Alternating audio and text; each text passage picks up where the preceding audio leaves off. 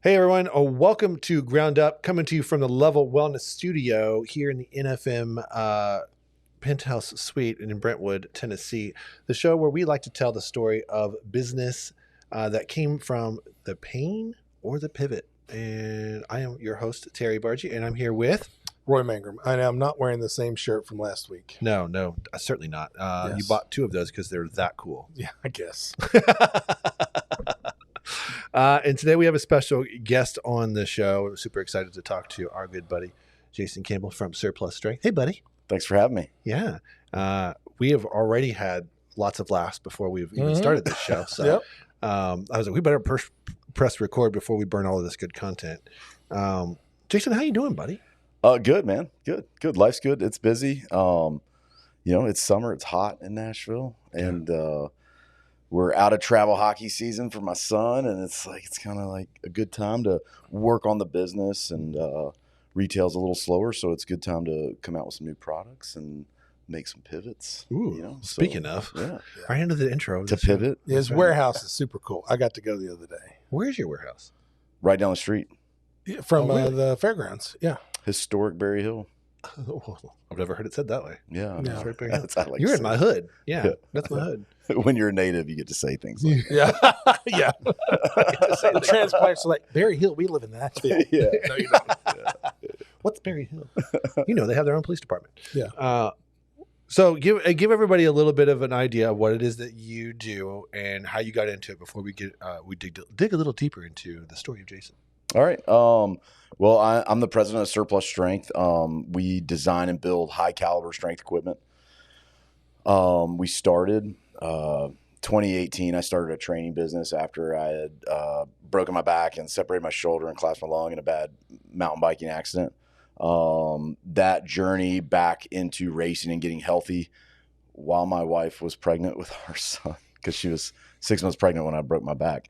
And that journey kind of led me somewhere spiritually, as I relearned my body and learned about the way God made us move, and a combination of, I don't know if I was unhappy at my job or whatever, just a calling from God. Hey, you need to go share what you've learned with other people. And I had been a personal trainer when I first got out of the Army before my professional career. And it's like, man, I think I'm going to go train some people again. It's a hard conversation to have, but fast forward 2019, I'm like, okay, we're going to build out a commercial space. Yeah. We try to get a lease, just, God just kept saying no, and we couldn't find a place. And I finally invested all the money I'd saved up in my garage, kicked my wife's car out. That was a big conversation. and I was like, babe, I'm going to train people in our garage. And she's like, Super. Great. Yeah. Okay. I have to park outside. So we insulated door, put in an outside door, air conditioning. It's really nice. Built everyone else's equipment. And then in March of 2020, about 4 months after we had finished the build out, all the gyms closed. Oh, yeah. And my training business was slammed because I could provide a safe, clean environment to train people. And so I was busy as all get out. I needed a piece of equipment that I couldn't find. And me being the guy that I am, and we were pregnant again at the time. I was like, I'm going to go build this thing at my buddy's house. So I would go at 10 or 11 at night. I'd teach myself how to weld in his shop, and I started piecing these things together. I got a patent by the end of 2020, and we launched from the waiting room of the Williamson County Medical Center when my daughter was being born, the first UPS. That's amazing. And I built the first prototype. I posted a story yesterday, July 30th. Of 2020 was when I had the prototype for the universal pulley system. We've sold over 3,000 UPS highs in 40 countries. No way. To date. So that was that was a good feeling, man. I needed one of those too, because in that moment, it's been a year. I was going to say, in that moment, do you go to your wife and be like, I told you? No, we're not. We don't have it like that yet. I'm trying to stay married. Well, I sit here and listen to that, and I think there might be a niche opportunity here for the wives of entrepreneurs to have their own support group. Yeah, there's because some of that story I can relate to. There's been some wins though that I've seen a shift in how she looked at it, because this isn't her wheelhouse. She's, I'm not going to say she's new to fitness because she's very fit, but she's in this nursing, this very professional, this very corporate, Sure. World, master's prepared nurse. And so like for her to wrap around this entrepreneurial feel, like It is me painting different. vision, like Yes. it's very different. But this year we've seen some wins where she got it. And that was cool, man. Yes. that was cool. That is really cool. Yeah. That is I was talking to someone about this not too long ago, that if you're working in a job, even like your wife working at a job as a nurse at an organization, whether it's a hospital or doctor's office, they're in the moment now subscribe to the vision of whoever that lead entrepreneur was who put that thing in place, and it's now a grown brick and mortar business. Yeah, true. But you don't see it. They Don't see it that They way. don't see it Yeah. that way. So you can, if you can, the best way to kind of pull all that together is to reverse engineer it. It's like, well, that guy, imagine all his friends and family thinking that he was crazy. Mm-hmm. Are you sure you want to take on that risk? Yeah. Mr. Yeah. Vanderbilt starting a Yeah, hospital or what, you know what I mean? 100%. Yeah, like, and I think certainly a lot of people starting businesses with pockets full of cash, but the majority of us aren't. Yeah. Well, and I mean, there's lots of doctors, and actually at Vanderbilt, it's kind of cool. They really like foster that, and a lot of doctors have come up with devices, electronic medical record systems, like all those things have been developed there. It just looks different because you're supported by the Corporate, university or backed by a degree in medicine. Yeah. And I'm out here in the garage doing step ups on a Yeti cooler, and she's like, "What are you doing, babe?" It's only slightly different. So you did not know how to weld when you did the first. That's wild. That I should have brought the that prototype. Blew my mind when you said that, because I assumed, and we've never had many conversations outside of the expo and stuff. Which Right. thank you for supporting it all the years. MCFE. There it is right Absolutely, there, heck yeah, 2026, baby. I just assumed, I'm like, his background has to be Manufacturing. in metal fabrication. Something, yeah. Because people don't look. And then when you showed me like some sketches and stuff when I came by your place, I'm like, oh yeah, he's like a engineering metal fabrication background. Because people can't take, I have this idea, now let me make it actually work. 100%, yeah. That's I don't even possess that skill. yeah. I got vision for days. Yeah, I can barely hang a damn shelf that's straight on the wall, much less, build stuff that people are squatting 700 pounds out of or whatever. That's another Yeah. level of engineering. Never next level. Sometimes the ADD pays off. I guess it does, doesn't it? Right? My dad built aircraft for 50 years. So when I grew up, hold the flashlight, go get the Sure. 10 millimeter, like we did everything ourselves. There's nothing around the house that I saw a contractor come in and do. Just didn't happen. Yeah. And so I just grew up around that. My dad was a very detailed guy. He taught me how to draw on graph paper and all these things. And I just gravitated towards the same thing. Yeah. I'm teaching my 8-year-old who's in the warehouse with me all summer. Yeah. Draw what you know. Yeah. Draw what comes in your head. Just get good at it. And so I do have a degree in graphic design. I got my associates in graphic design when I got out of the service before I finished my bachelor's degree and went into white collar work. So no, I don't have, a background, but my first, college major was mechanical engineering. Of course, I dropped out after 9/11 and joined the service, but Sure. my love has always been design. I Yeah. just, for some reason, was chasing something else. I wasn't ready. That's what it was. Like, if we're being honest, like God was like, you're not ready for this, responsibility. Yeah. And now I basically am an engineer, but I take my sketches that you've seen in my book and I give them to someone who knows how to use SolidWorks, and they Sure. make real engineering drawings. Yeah. and we have everything tested, but it is easier if you've got the mind for that solution. Well, But- yeah. At the end of the day, like, you've got to be able. I mean, this is the entrepreneurial plight, right? You got to be able to cast the vision, and if you have the skill of being able to, whether it's cast it on paper or a flow chart, Right. then really anything's possible. It's same thing for you. Like, you do designs all day too.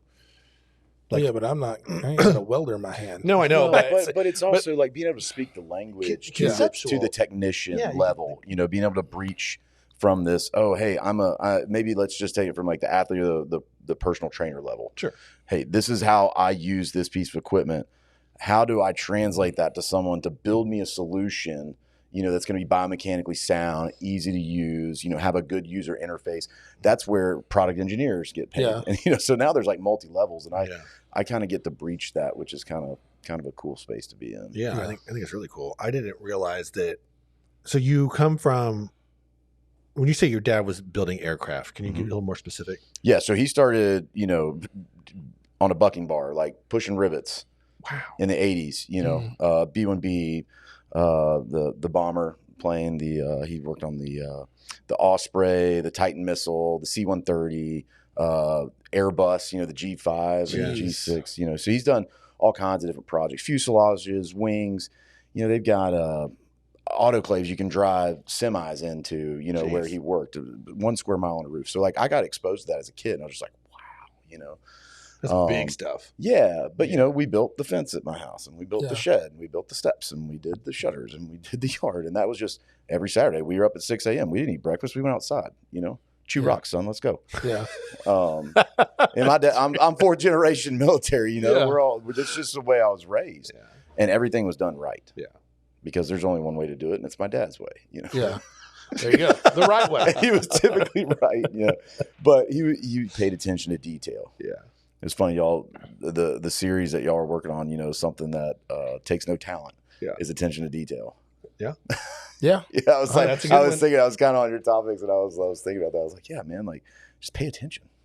That's a great one. Free, like you should have put that one on the list. Yeah, and paying attention. Caring takes a little bit more intentionality. Like caring about what you see. Like, hey, I'm not going to leave that gap there. Right. That's not acceptable. We're gonna back that out, and we're gonna fix it. So I'm always intrigued by, because not all of my kids did this. So I've got 4 kids, and I'm an entrepreneur for all of their lives. Right. And not one of them is. And I'm like, so I love, I don't know. I mean, they may come back to it at some point, and that's fine. And I know that I made them work really, really, really hard, doing things they didn't like to do. Sure. So it's cool to hear. It's cool to hear that your dad's work affected you positively in that sense. Even though you may have thought of a different path initially, it still played a role in what you're creating now, which I think is really, really cool. So, well, and nobody drove me more to go to school for engineering than my mom and dad. Like, go to school. And I fought it. They sent me to the best schools they could. They offered to help, pay and get me there. And my dad drove me to Tennessee, and I still failed out.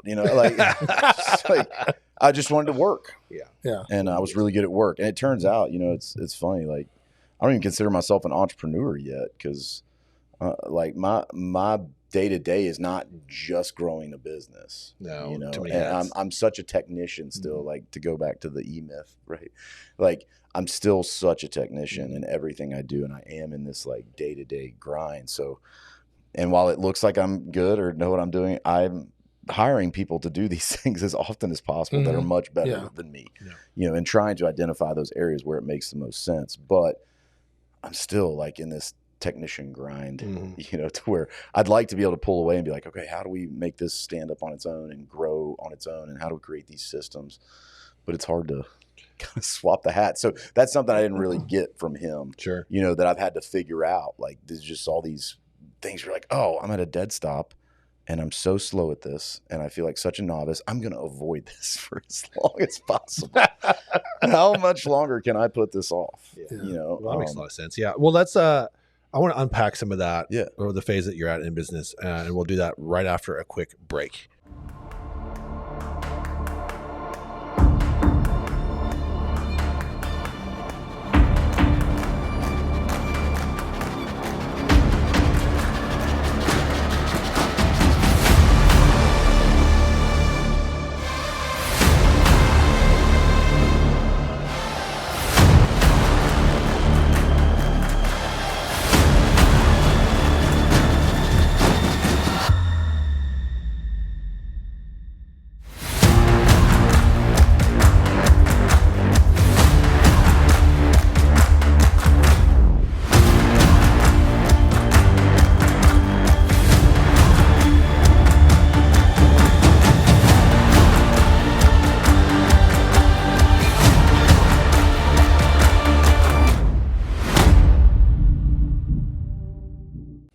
All right, so let's talk about the technician phase.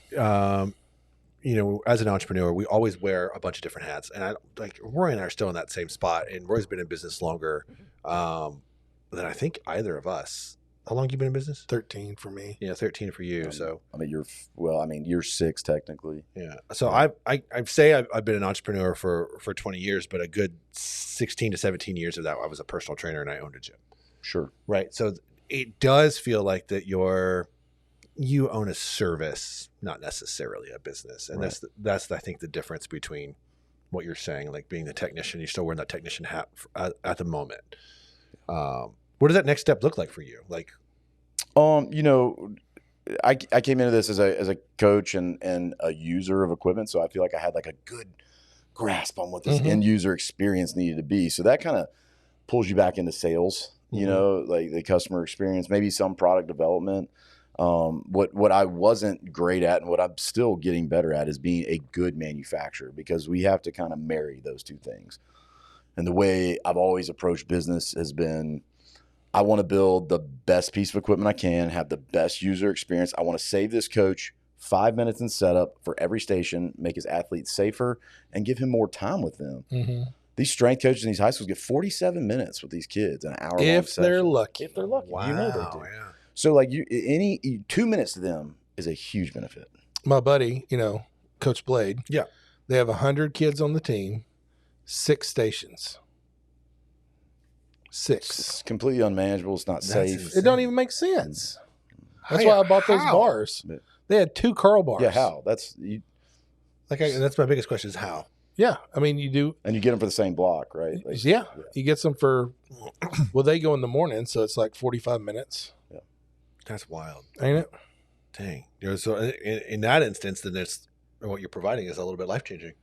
It is life changing. Dude, I it's see it as life that, changing. yeah. I mean, Absolutely. it we're not is. just selling convenience. For sure. Yeah, we're selling efficacy. Yeah. And so like if I can, like, oh no, you don't have to take that off to put that on. You just flip this over, and now you've got the exact same station right there, and you can teach it to your kids once, and they get it. That's cool. People don't make equipment like that because it's hard to make. Yeah. Probably not cheap either. No. Yeah. No, and so it's a tough sell. Sure. You're gonna have to convince people of it, and you're gonna have to reshape people's minds. You're gonna have to move their cheese, and get buy-in on it, and that's tough. But those are things that don't scare me for some reason. Well, it's because They should. but well, they clearly, don't. I know why. 'Cause there's so much passion. Like it's not like Yeah, you're not coming from a place. Well, of that like, plus that's you not get new. it because Yeah. you're the end user. Like to me, that stuff doesn't scare me at all. Like Right. I will pay more for something that's better, that makes sense. Right. I'm not going to throw anybody. And we under have the an bus. ideal customer, but we're Yeah. not on Amazon. Yeah. Like we're not ever going to be Yeah, me on either. Amazon because I Yeah. don't care about selling a billion. Right. I want to work with people who get it. Yep. Well, yeah, that makes a lot of sense because what you said's right. You're the end user. Correct. So you understand efficiency on every level, and there's a lot to unpack there, because efficiency when in that setting in a school is that gives that trainer a second or that coach a second to zoom out and watch everyone's form, Mhm. and you can watch their form. Well, guess what? We're going to not do. That's get injured. That's right. Right. So Yeah. then your kid's going to be able to play better and longer, and you're not going to have parents breathing down your neck, and you're not a liability at that point. Well, I mean, like, what's the point of sports, even at like the middle school level? Let's say, like, what is the point of sports? Yeah. We're not making money, right? It's costing us money. We want our kids to move better, Right. Mhm. understand competition, have good relationships. Like these are the things we're developing, and the Mhm. gym allows them to do that safely. Yeah. And for a long period of time, and teaches them good habits. The best part about our home gym is that our kids watch my wife and I in there living a lifestyle, Right. that is longevity focused. Mhm. Yeah. And I mean, no, I didn't save any money on my home gym. It cost me a ton of money. But if I counted that as income, on it or investment, my God, I mean, it was priceless. Yeah. So There's something to be said about school sports in general and what I know you do more than just that, but that just kind of opened up this whole thought process for Sure. me. So feel free to make me pivot at any moment. All of my kids that were in sports have such they all came out of that with such a great team mentality that without the that coach or without that training program, without those practices. Right. So you're co-signing on that. I just think that's really cool. Yeah. Even the bad experiences. Yeah. You've got something to learn there. You've got something that you can go through in a safe environment. Hopefully the parents are close by and you're experiencing that, Yeah. And even if it's not then, the seed planted 100%. right for later, Yeah. Down the road. Like when I got out of high school, like I didn't lift weights for like 2 years, but as soon as I got back under the squat rack, it was like being at home. Mm-hmm. You know what I mean? That seed was planted from high school. Yeah. Didn't know you missed it until you missed it. Oh yeah. Until you got underneath that bar again. Yeah. Well, I know the process hasn't been super smooth. I know we just breezed right over, from conception of idea to reality. And I know there were pivots involved. I mean, obviously the first pivot was you're not getting a space. So in the moment, first pivot is surplus strength may not be a training business. Right. Like if we really want to I thought surplus strength, because just to flashback a little bit, I'm talking about, being a trainer, owning a gym. This is like a non-scalable thing unless I hire people under me, teach them a method, go digital, right? Like with this training program, that was where we were at in 2019, 2018. Hey, surplus strength is going to be an app. We're going to use AI powered. We're going to do our methodology, if you will, and we're going to push that out to the masses. That's how we're going to share this message. Yeah. And then 2020 came around and just the focus changed after, I decided to teach myself how to weld at midnight. Gosh. Was there a point where you're like, oh, this is what I'm supposed to be doing? Yeah, it didn't come for a while. In fact, our first warehouse was a hallway to a bathroom in my buddy's peanut warehouse. He rented a space. I rented a hallway from him. The best protein for days. Tennessee Peanut Company, Tennessee Peanut Co. Shout out. We had a movable table. We'd push it against the wall. We'd pull it out, and we'd be able to work on both sides. And we handed everything. Somebody was making, welding and powder coating, like all that was done. Everything was done at a house. We bring it back in. We'd assemble them. We didn't even have custom boxes. So it was this huge boxes. They're hard to package. It took like 15 minutes to package this thing. Good grief. Oh, it was so painful. And then we got a really, I almost cursed, but I'm going to stop. So we got a really crappy warehouse on the really good part of town. And there were possums living in the wall. It was like 18 degrees, so all these things, this all happened. I'm still training clients. So I'm on this grind. I'm still training clients. Then we moved to this huge warehouse in Centerville. I'm still trying to train clients. And that was kind of the point where I got 3 employees. We're doing, X amount of dollars a month. It's probably a distraction. My problem was I had like 3 or 4 core clients that I just could not get rid of because I loved them. Yeah, you went through that. Wow. Yeah, I was like, somebody here has experienced this. Still be in that, actually. I still talk to them. I love them. We talked about it the other day. Like, man, we just miss just grinding in the garage. Yeah. I'm getting updates from one right now. With his kids competing in a Ninja Warrior competition in Austin. Rad. And that's like, I don't know. I love it. I've been training that guy for 15 years. Yeah, it's tough, especially they get to be family and you have wins and losses, and it's almost like being a bartender because you see them 3 times a week, right? Like it's like you kind of share that little time, or a hairdresser, whatever you want to say. Yeah, that's true.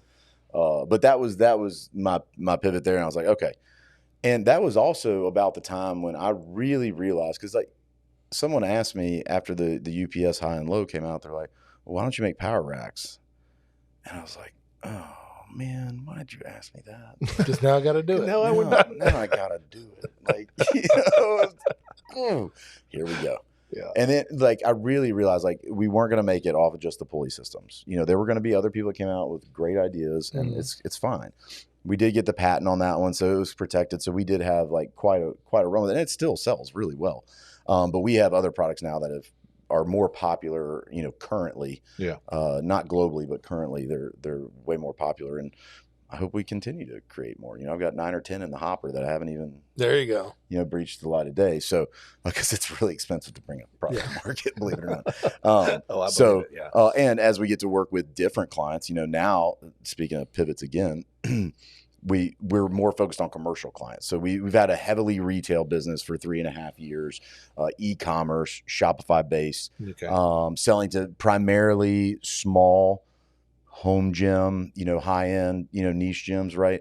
And we'll probably do 60 to 75% commercial business this year. There you go. Last month we had a record month, huge commercial month for us. So we've got 4 build outs scheduled, in the next 3 months. And that's was an intentional pivot. We had to really decide to do that. And that, again, learning. So all that to say, the next step in the business is vertical integration, like bringing more processes in-house. Like what supplier, I don't want to say cut out, but how can I lean out my operation, get rid of a supplier, bring that in-house, create more margin, control more quality. Oh yeah. And produce a better product more efficiently. Yep. And it cuts down your time. And time to the customer. When I did that, dude, game changer. Yeah. Such a game changer. It was a headache at first. Yeah, it's expensive. I was like, why am I doing this? This is the stupidest thing I've ever done. Yeah. And then about 2 months later, I'm like, ooh. Yeah, and now fruits it's of my labor. Ever present. Yeah. It's kind of gone from like whereas like, oh yeah, this is like a no brainer, and then it's like, oh well, let's put this TCO together. Like what's it actually going to cost? And then you're like, oh, but then you start doing the math, and you're like, well, it's not crazy. Mm-mm. It's scary. Trying to get trying to raise $3 million. Yeah. That's scary, but it's not crazy. Yeah. I need $1 million laser here. I need a $500,000 laser here. I need a press brake. I need a building. I need powder coat. Like these things cost money, but here it is. It's all these numbers are stacked up. So trying to second guess yourself and try to like talk to the right people and like, you got this. Sounds very familiar to the last podcast we did. Right. Because there's that little bit of waffle there as a leader, right? As an entrepreneur, it's where we battle with the overused term that everybody likes to describe themselves as is that imposter syndrome, right? Like, I don't feel like, even if you've done it before 3 times, 4 times, there's something about it every time. You just got to remind yourself that I am capable. What does that process look like for you? Don't go into it yet because we got to take a quick break. Okay. At Optimize You, we believe that normal is not optimal. Whether you've been dabbling in hormones or this is your first time and you want to know where to get started, we make the hormone optimization process very simple. Simply get started with comprehensive labs, and our providers will take it from there with you to review where you are right now and where you want to be to ultimately help you achieve your health and performance-related goals. So from our expertise in hormones, peptides, all the way to recovery services, we want you feeling at your optimized best so that you ultimately feel better physically, mentally, and sexually. Just like hormones playing a significant role in the overall optimization of your health, so do recovery services help your body on a cellular level. From our sensory lounge to our infrared sauna, full body red light, full body cryotherapy, cold plunge, we have a wide range of performance recovery services just for you.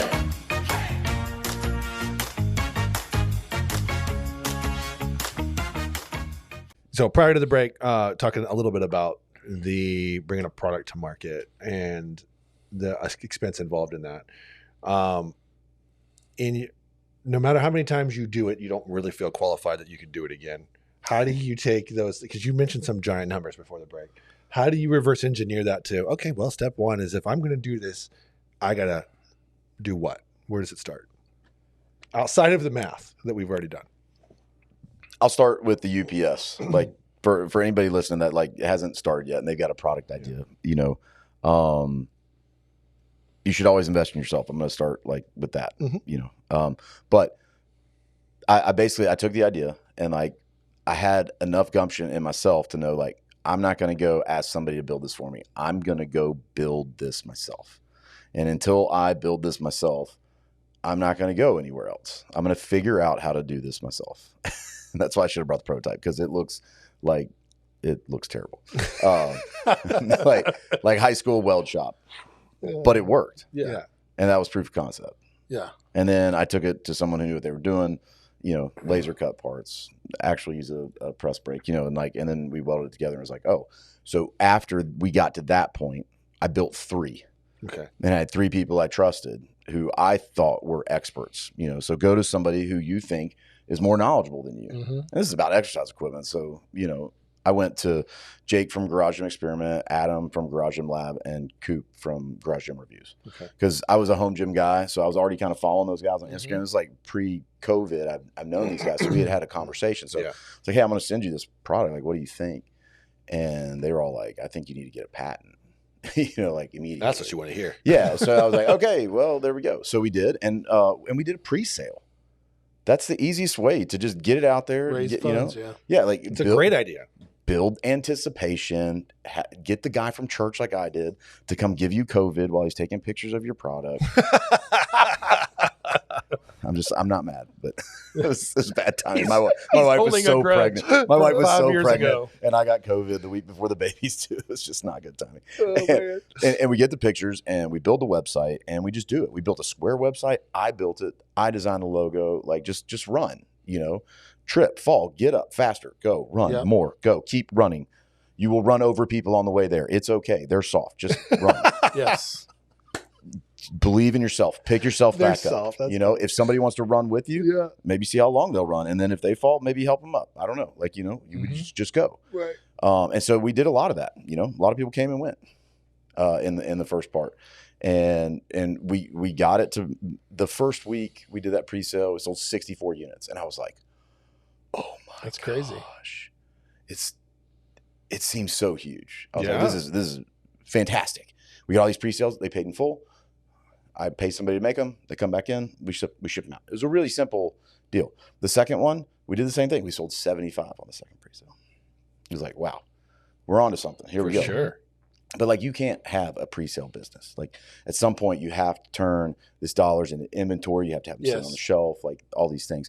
And at the same time, our manufacturer was like, hey, it's going to cost twice as much on the next batch. And I was like, well, that blew my whole deal. Wow. And then, so like, how do you react to that? What did you do there? Yeah. Well, I started calling all the steel companies. Okay.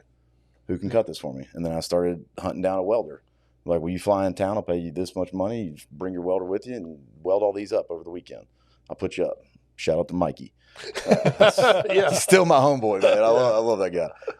And it ended up like, sometimes I bring the truck down to him because he was in east of Chattanooga, and then he'd bring him back. Like, we just figured out a way. I just kept running. Yeah. But now, it's more like you can do a pre-sale. You can build anticipation. Or like, you could prototype and send it around the back doors. There's all different kinds of avenues you can do it, but get it done. If it really means something to you, figure out a way to get it done. I have a lot of people who like have these ideas, and it is a thing in the home gym community. People have great ideas that work for their specific space. And if you feel like it's going to be something great, figure out a way to get one made. The tendency now is just to run to somebody and try to get them to make something for you. And, it's like, I appreciate that, but this is like, we have a large operation. Like, this is, we do a lot of work. Yeah. And I don't have time for that. If you've got something that is proven proof of concept, like, let's talk, but don't come to me with a napkin sketch. Yeah. Cause that, that just doesn't look good. Well, and also, I'm not going to take you seriously. Right. That's what I was going to say. And it's like, you didn't believe in it enough to try to make a prototype. At least 3D print it. If things exist like Fiverr. Oh yeah. It's an app on your phone, dude. Just go find somebody that'll take your napkin sketch and turn it into this, and then have somebody 3D print it. Like, there's dudes in the phone book. There's like, if you can't use the phone book and do all these things, like, you just can't. I'm not even going to talk. There's no initiative. Yeah, I'm not interested. So, but if you come to me with a problem, and I believe it's a big enough problem, and I hear about it, multiple times, that's how the stealth spotters. Yep. One of my loyal customers came to me like, Jason, I need a low profile spotter arm that'll do this. And I said, that's impossible. Nobody can make that because of this, this, and this, and this, and this. And there goes my tick, tick, tick, tick, tick. My brain started ticking off. I'm like, oh yeah, but you'll run into this problem and you can't do it like this. And man, but this, he was on me for 6 months about it. Really? Would not stop. And now, I don't know, we have like 65 back orders that just keep on running. It's like a 12-week lead time, and they're not cheap. They're, over $500 a pair, but they're the best spotter arms on the market. I'll stand behind that. I'll claim that all day, and nobody's going to prove me wrong until they come out with something better, and I'll tell them that they're better. That's awesome. You've seen Tyler drop 500 pounds from overhead on them. Yep. We dropped 800 from 6 foot on spotter arms, that only take up 4 holes on the rack. super easy to move, side mount, stainless steel. Like, we did all the things because I wasn't going to put out the same old. Still trying not to curse. So You're doing better than me. And that's let the product drive you. Don't ever let the market drive you. Come out with the best thing you can. Figure out how to make it for a price that somebody will buy for it. Yeah. And if not, you don't have a proof of market. You do not have an appetite in the market for a product that's that expensive with those features. And you need to deal with that. We've had plenty that hit the floor that were just like, we're not making that. Yeah, that's eyes on the vision, not on the competition. When you That's say right. That. Yeah. That's right. Like you're going where you're going, no matter what, and you don't care what everyone else is doing. I get that on the regular. Hey, did you see so and so? They're doing this over here, and it looks a lot like Nashville Fit. I'm like, I'm going this way. Yep. Like that's all I can tell you. Like I'm sure that will take care of itself at some point, but. If you spend too much time focusing on them, you're not focusing on yourself. No, on your business. You're not going to get anywhere. And having people, imitate or copycat, whatever you want to call it. There's plenty of that. There's a lot of chatter everywhere. Oh yeah. Mm-hmm. And having been focused on the home gym community, like there's Discord channels, there's Reddits, there's Facebook groups, there's Instagram feeds, there's all this stuff, and I'm part of none of them. Right. Because I don't have time for any of that. Yeah. No. And it's not that I don't want to be connected to my customer. It's just that if I'm there, I'm definitely not focused on my real customers. I'm just focused on chatter. Mm-hmm. So I've removed myself from all of those things, on purpose. And it can drive you down negatively. And I don't think it's good for anybody, Mm-mm. Oh, I agree. Yeah. Yeah, because it's definitely not good for the marketplace. We don't need any help. I'm speaking for all three of us on this, but I don't think we need any help criticizing our creativity, like the ideas that pop in our brain. We are our own worst critics. Yep. When it comes to those ideas, I don't need anybody else's outside help. I'm already gambling by the fact that this idea went from my brain to either a piece of paper or I'm presenting it to you. Yeah. Like I'm letting you in on it. Like I don't need any. The fact that it got there means that I had to overcome a crap ton of self-critique. Yeah. So it blows my mind though that people will see somebody say something negative about them on Facebook and it just eats them alive. Oh yeah. Like you don't even know who that person is. It's wild. Like you do not take criticism from someone you would not take advice from. Yeah. It's great. Ever. That's such a good saying. I know it can be hard to carry out. Sure. Especially, I guess it really depends on closest, but not the internet. Yeah. Well, everyone's an expert, right? Oh yeah, everyone's an expert. Just ask them; they'll tell you. Oh yeah. Oh yeah. It's the worst in the fitness industry too, and maybe it's because it's the only industry that I know that well. But there seems like everybody is an expert on everything. I'm sure it's everything in the fitness industry. Don't squat that way, or don't eat that way. Oh, I thought you were going to say ice baths. Oh, their's that. I mean, I could go down that hole too. It's a good thing. It's a bad thing. It's a good thing again. Who knows? But I originally got my personal training certification through NASM in 2005. Yeah. I recertified, 7-8 years ago now. And the book had changed. Oh yeah. So like we learn, we evolve. Like, can't we all just, learn and evolve? Like, right? I mean, like, instead of like, oh, well, you did it this way. Like, oh, well, thanks for teaching me. Yeah. Like, let's learn from each other, right? Yeah. And I think that's the difference in attitude. That was another thing for things that are free, take no talent. Take no talent. Effort.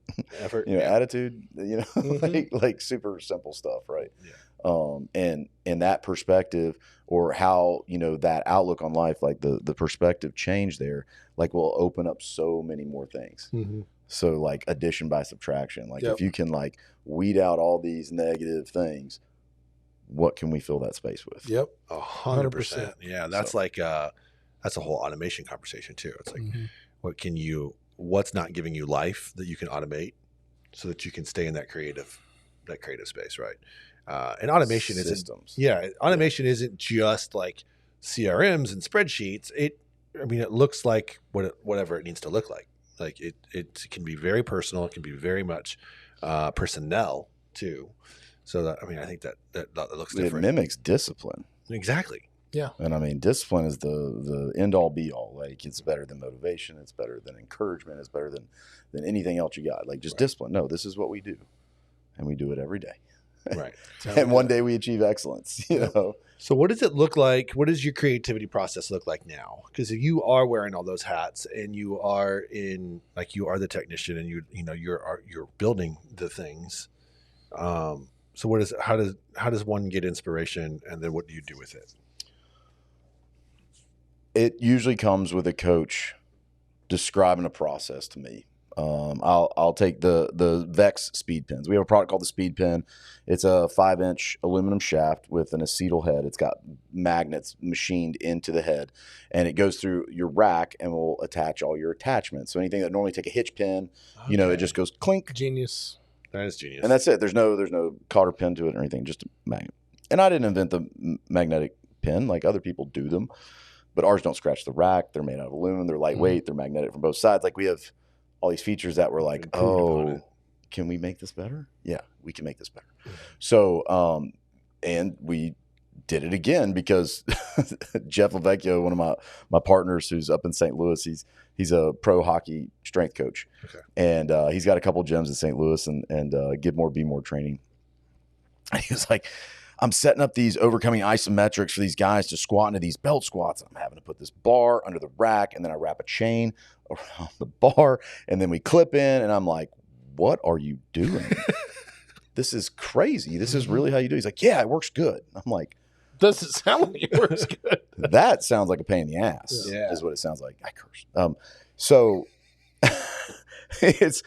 I was like, wait a minute. I'll call you right back. So I take a speed pin, I go over to the drill press, and I just start poking holes in the end of it. And I put a big oval in the end of it and put a carabiner straight through it. So you just slide the speed pin in the rack or the spotter arm or whatever else you want to base it off, clip the carabiner in, hook your belt in, you're doing an overcoming ISO. So there's literally 2 movements. There's no barbell, there's no chain, none of this clanky stuff. And I sent them to him the next day, and I was like, beat these up. They're made out of aluminum, but see if some of your meats up there can really do their worst. They were fine. And I was like, let's make them out of stainless steel anyway. So we figured out how to make them out of stainless steel, and now we have the Vex Pen. It's our top selling product because now Team USA uses them. The Toronto Maple Leafs have. That's crazy. The Sabres. Like it's just, because everybody wants to do what Jeff's doing because that's the best overcoming isometric setup I've ever seen. And then it just revolutionized the way they do things because now they tell everybody to set their stuff up and they go get their Vex Pen and they put it in the spotter arm and then they clip in. So you're saying that, and you can do 2 per station. The pain point of that one coach now becomes the problem that you want to solve, which ignites your creativity, which fabricates a product that ultimately delivers efficiency and changes the industry. I've created an environment at my shop where we're able to be like, I'm looking at what you're looking at. Yeah. Here's my power rack. You've got my power rack at your gym. Tell me what you're going through. Yeah. And we can do everything you're doing. And so I can create real life solutions in that environment. It's like my lab, right? And then I've got the tools to go and, manipulate things to create the correct solution. A lot of times that will be done in a sketch, like, I have an idea, and then we'll have to put a prototype together or whatever. A lot of times we've come up with a good solution, like the universal channel. With the UPS, we had this channel that fit over 3x3. It'll fit metric racks or US racks. It'll fit 5/8 and 1 inch. We use that channel for a lot of things because it was a good solution for multiple things. Then you weld other attachments to it, and then you can, create this ecosystem on the power rack. So like trying to find ways to reuse parts, standardize work, like it's Six Sigma black belt, lean engineering type stuff. Because it's common sense. If you're a business owner beating your head into a wall, at some point you're going to teach yourself all these tricks to lean out your business, or you're just going to walk through the wall enough times that you're lean yourself. And that's true. Because how many times are you going to do it the dumb way? Well, it depends on how smart you get from doing it the dumb way. Exactly. That's what I'm saying. How many times am I going to allow myself to do this the dumb way? If it hurts enough, you're going to be it'll eventually be painful enough. And sometimes you should go through those pains. But a lot of times it's like, okay, let's get this out there and then let's clean it up. Yeah. I mean, it should produce something in you, whatever that lesson is, or whatever that creativity. But I mean, like that. So that's more like problem solving. But that's like where my creativity comes from. Is like, I'm such an extrovert. Like, oh man, he's really amped up about this movement. He's motivated. Like, let's get him a good solution. And that's what really fills my cup, man. I'm like, okay, let's make this coach's life different. That's cool. Yeah. I think that's the part that we all share in common outside of being entrepreneurs, is that at the end of the day, all we really want to do is help people, and if we can make money doing that, great. But let's solve some problems. Well, and he knew what he knew. He knew how to accomplish an isometric belt squat inside the rack, and he did it. But I had this other look at it, wait, let me step back from this situation. How can I make this better? Oh yeah, and how can I make it this? Easier? Hold on, why aren't you doing it like this? He's like, I never thought of it that way. So yeah. Genius. Oh, I love it. We're going to get into a little bit more, and we'll do that right after this break.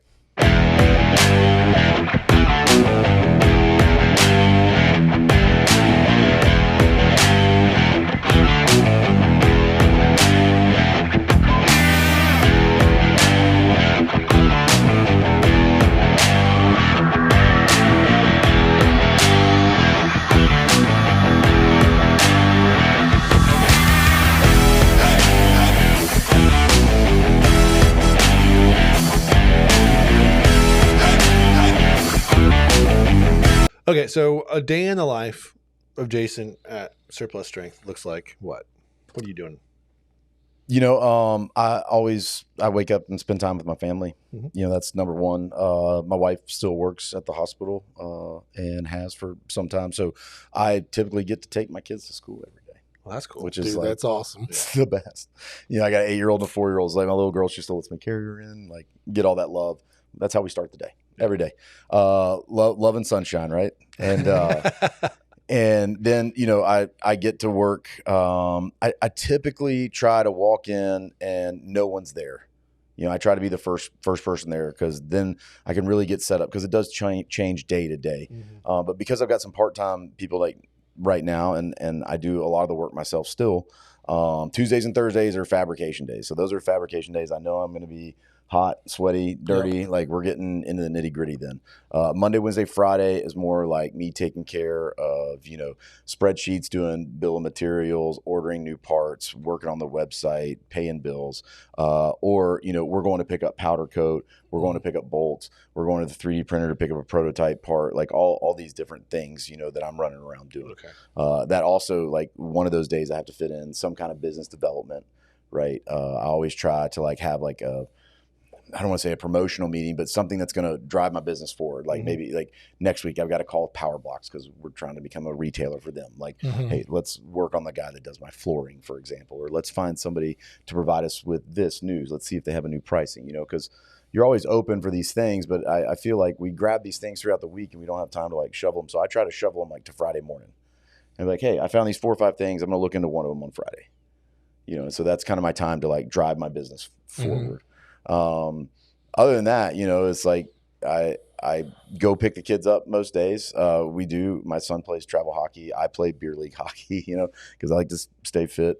And so between which days we're at the rink and stuff like that, we're cooking dinner at home, we're getting a workout in, we're reading books before bed, putting the kids to bed, doing normal dad stuff. And then I usually head to the rink to go get a game in, a beer league. And I love playing hockey. It's great fun, high energy. It lets me chase the high I used to with racing mountain bikes and stuff like that. And it's good camaraderie. Sure. Men need competition, men need camaraderie. Yeah. So that's been fun. If I'm not doing that, I'm usually I'll stay up late and I'll talk to my engineer who's in Vietnam. So a lot of late night conversations with him, or very early morning. I'll have to get on WhatsApp and we'll be working out some new product ideas. And honestly, after 9 p.m. when everyone in my house is asleep except me, I kind of get to scratch a dog head and relax and okay, let it all unwind. And maybe some of that creative stuff that if I didn't come up with a good solution earlier in the day, now I can really wrap my head around fully process this idea. Yeah, right. That's my time. Yeah. To really do that. That's interesting, because everybody has their own way of doing that. Roy and I've talked about that several times on this show, is that what does that look like? And we do share one, and it's yard work. Yeah. That's push mow in my yard. Yeah, it does help vet out the noise, Sure. as it were, replaced with the the noise of a 2-cycle mower but gives you the room and the means and the time, even if it's 45 minutes, to kind of just walk all the way through an idea, Right. like work it all the way out. Yeah, and I always carry my sketchbook with me, and I try to be good about writing things down or taking a note on my phone or leave myself a voice, getting it done, right? But I have to like wrap things up and like save them for later. Yeah. Just because of being so in the dew of the day and being on the road so much, like I can't grab my phone and do stuff. Sure. Hey Siri, write a note for me. Type of thing. What is it? What does it look like for you to make that transition to that visionary, like working on the business full time? Is that something you even want to do? Like, do you enjoy keeping a leg in the door of fabrication too? Is that something that you want to continue to do? No, I would rather pay fabricators to do everything. Yeah. But I find a lot of value, and this is probably from the way I was raised and the jobs I've had in the past, that I should be able to do every job in the shop. Mm-hmm. And I should be able to teach every job in the shop, because if I'm going to ask you to do something, it's not going to be, below me. I'll go sweep the floor. I'll make a box. I'll do whatever. Right. And just know I'm paying you to do this, but I can do this, and it creates a different tone in the warehouse. I just hired a guy straight out of school, new welder, and I was like, here, this is what I expect. And I put my hood on and I showed him, and he's like, oh yeah. And that's the quality we get. There is something about because if you can't weld better than me, I don't really need you, because I'm not a great welder. Sure. I am a good welder, but I am not a great welder. I can't weld a whole lot of stuff. I can weld what I make, really well. So I don't really consider myself a welder, because I can't, go do all these different processes and everything. But I can lay out quality welds all day long, and I can sit there in the heat and do it. And that's what I expect you to do. And that's why I'm paying you. Yeah. So that's good, because entrepreneurs get soft sometimes on their employees, because people come in and they're like taking this workload off them, and they're like, oh my gosh. But like, at the end of the day, it's a job. It's a professional thing. We have standards, and there's a part of that where you feel guilty giving them that work. That shit's real. That's real. It is real. It is real. It's like you feel guilty giving it to them, and then therefore that's where the softness comes in. But I think there's a lot to be said about someone who can do the work. Right. Because I was raised in factories, and that's a whole thing that you don't see very often, is just like let me show you. Grab the weeder and here's the line, or grab the mower and here's the stripe, or whatever that looks like. It's typically, hey, take him out there and show him how to do X, Y, and Z. Yeah. And that respect level's different, right? Mm-hmm. I think my dad like really bred that curiosity in me. Like he always told me, like, there's nothing that you can't do, and that sounds so cliche to say it like that, but like what he meant was, oh, you want to build that toy, or you want this to do this. Like when I was a little kid, he's like, here, this is how you do it. Like, why don't you do it this way, or figure out a way to do it, elsewise. Here's a cigar box full of spare bolts. Go figure it out. Yeah. Go make nunchucks out of bamboo. Like, go, figure out how to make that bike ramp. Yeah. Oh, you fell over when you built it? Well, here's why. Yeah. Your trusses weren't stuck together, so they're going to collapse in. Like, this is how we learned when we were kids. And I think we've removed a lot of that. Mm-hmm. And that's what I'm hoping to replace with my son, being in the warehouse with me this summer, instead of just being at summer camp all summer. And, because I think it's very important, and creativity is something you lose, especially like as we age. Like it's not something you're ever going to get back. Like you have to continuously. It's a muscle you have to exercise. It's exactly right. You're exactly right. Yeah. Like whatever that looks like. That said, like what is the position that will help you stay in that creative space, whether it be on the business or in it? It seems to me like you need like a head of someone to head up the entire shop, like a shop manager. So yes. And a general manager is like a good concept, but like as we grow, the specialty within the shop is going to change a little bit. Sure. And that's something I had to wrap my head around, because when we first moved to Centerville, that's the first position I hired, was a general manager. And that's an expensive position. Oh yeah. Mm-hmm. And what I found out is that while he was great, he wasn't great at any one thing. And I kept on switching him tasks. So he was never able to really push through. you know, because he became this like, oh, Brent, you know, and I love you, Brent. Still one of my best friends. And he's a great welder. He's, I mean, just like an expert machinist. Like he's got a brain that is just, he just thinks differently. You know, he's just very, very gifted. But like I was never able to free him up to do like run that way or run this way. It was all just, and we were just figuring it out. And I did not set him up for success. So yes, you would think that like a general manager would be good, but you know, honestly, like maybe a welding hand, you know, where he can help this guy and then learn all the other processes like under him. And then he becomes this generalist. But, you know, in manufacturing, you know, when you go to CNC operated machinery, you need somebody to program that CNC program. So somebody to program the laser, somebody to program the press brake, you know, a robo welder, whatever you're going to do. So if I hire that guy, can he learn all those other processes? Yeah. Like I'm almost more worried about your cognition than I am like how many dimes you can stack.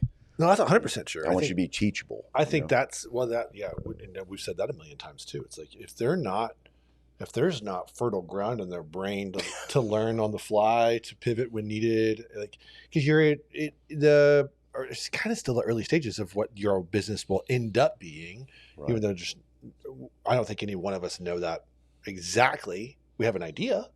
So you need a staff, you need leadership that can kind of grow with the ideas as they shift and you know, shape. Culture is much more important to us than skill at a lot of levels. So. Yeah.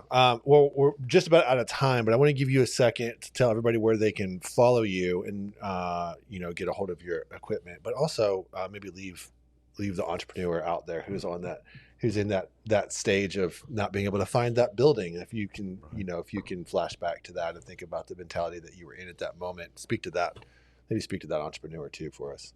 Yeah, you know, I mean, no one's gonna ever want this like as much as you want it for yourself, and I think it's just that's best. true.